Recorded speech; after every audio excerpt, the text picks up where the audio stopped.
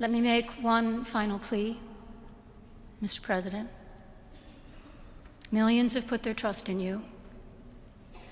And as you told the nation yesterday, you have felt the providential hand of a loving God. In the name of our God, I ask you to have mercy upon the people in our country who are scared now.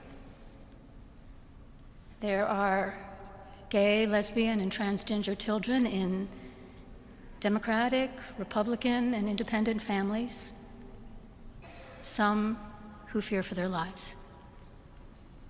And the people who pick our crops and clean our office buildings, who labor in poultry farms and meat packing plants, who wash the dishes after we eat in restaurants and work the night shifts in hospitals, they may not be citizens or have the proper documentation, but the vast majority of immigrants are not criminals.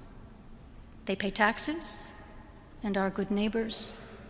They are faithful members of our churches and mosques, synagogues, wadara, and temples.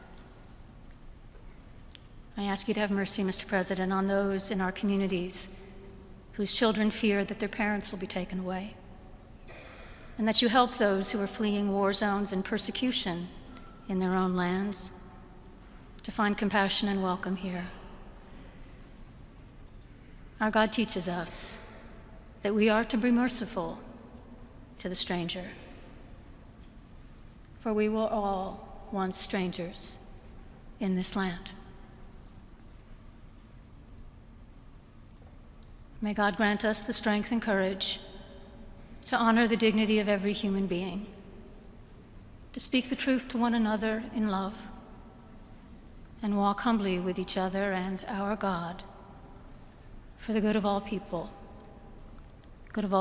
in this nation and the world.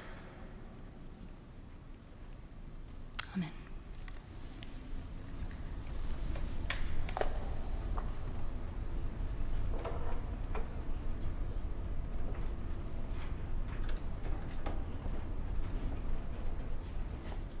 Well, you can add Bishop Marion Edgar Budd of the National Cathedral to the list of people that Donald Trump wants to try to fire, I guess, because she had the temerity to speak truth to power as a person of the cloth. She looked Donald Trump, Melania, J.D. Vance, Usha Vance, and all the others that were there for the interfaith sermon and said to them in a pleading tone, reminding them of what Jesus would do, don't go after immigrants, Mr. Trump. Don't go after the LGBTQ plus community. Don't go after those who are seeking asylum in this country.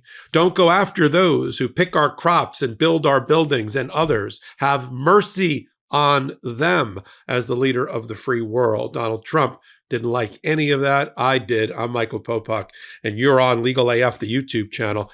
You just heard from Bishop Marion Edgar Budd. It's going to be all the rage on the internet. Let me give you the highlights of that clip about Donald Trump having mercy on the LGBTQ plus and immigrant community. As Donald Trump sat there stone-faced, as J.D. Vance and he exchanged nervous glances, as Usha Vance, who is an immigrant or from immigrants herself, stared into the distance, and Donald Trump was heard to comment they could have done better with the sermon. So here's some of the comments that you heard. In the name of our God, the bishop said, I ask you to have mercy upon the people in our country who are scared now. There are gay, lesbian, and transgender children in Democratic, Republican, and independent families, some who fear for their lives. This on the heels of a series of over 200 executive orders, including the one that Donald Trump trying to remove birthright citizenship for those babies, those children born here on American soil in violation of our democratic principles, our law, and the 14th Amendment. Donald Trump signing an executive order to have the federal government only recognize two genders, male and female. And to eliminate the diversity, equity, and inclusion governmental programs and get rid of in Title IX, which is where our higher education discrimination protections are, to get rid of the ones to protect the transgender community. So Bishop Marion Edgar Budd knows that of which she speaks. She went on to say, the people, looking at Trump directly, who pick our crops and clean our office buildings, who labor in poultry farms and meatpacking plants, who wash the dishes after we eat in restaurants and work the night shifts in hospitals. She said, as Trump turned away, they may not be citizens or have the proper documentation, but the vast majority of immigrants are not criminals. By this point, Donald Trump is staring at his top of his shoes, at his shoelaces. She continued, I ask you to have mercy, Mr. President, on those in our communities whose children fear that their parents will be taken away, and that you help those who are fleeing war and persecution in their own lands to find compassion and welcome here. Perfect speech for a church, don't you think? Our God teaches us that we are to be merciful for the stranger, for we were all once strangers in this land. As soon as the LGBTQ plus community was mentioned, J.D. Vance's eyebrows went up, and he tried to look at Usha Vance and the rest. Look, this is beyond speaking truth to power. My congratulations, my celebration, my embrace of everything that the bishop just said. And it's important that our clergy stand up against tyranny, stand up against anti-democratic principles, stand up against things that aren't Christian or Jewish or Muslim or the rest. The churches led the way during our civil rights movements, and they got to lead the way again here.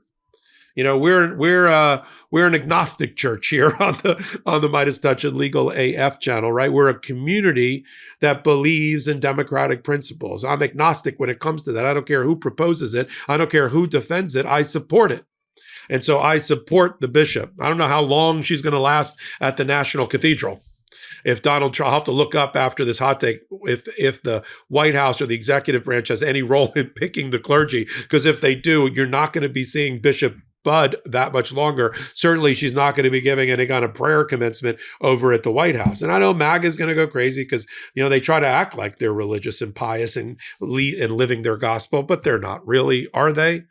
Does anybody really think that if Jesus Christ came back to earth, he would think that everything was fine with Donald Trump's brainless mercilessness in execution of his executive orders? Come on, nobody would really believe that at all. So we're going to continue to follow as different groups in our society, from clergy to civilian to secular to political to legal, stand up against Donald Trump, call him out. Right? Call him out in the courts. We got four lawsuits filed in the first. God, we're only at 26-hour mark of the administration. There's going to be 2,000 or 3,000 lawsuits that are going to be filed. We've already got 2 against birthright citizenship, executive order denying somebody citizenship in America. We got 1 against the DOGE, DOGE entity, and more to come. This is where democracy flourishes, right? First Amendment flourishes. The churches, the temples, the synagogues, the mosques are going to lead, as they did during the civil rights movement.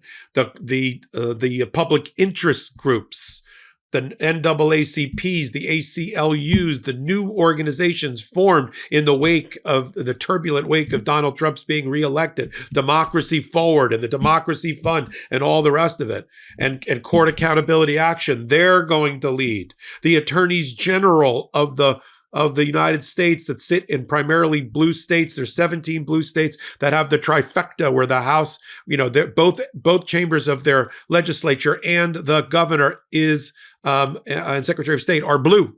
They're going to lead. I'm going to be talking a lot about Letitia James. I'm going to be talking a lot about Chris Mays in Arizona and the other attorneys general in California and other places. They're going to lead. And we're going to do our part as a community, a legal AF community, formed for this purpose. I only half joke that this is the break glass emergency we were waiting for. We've been behind the glass. We started building this channel, standing on the shoulders of 5 years of the Midas Touch Network, 5 years of Legal AF, the podcast that I helped co-found. And even though we're only 4 months old, we're old. We have old eyes. We're wise because our community is wise, because our community is onto it. And this is where your voice can be heard.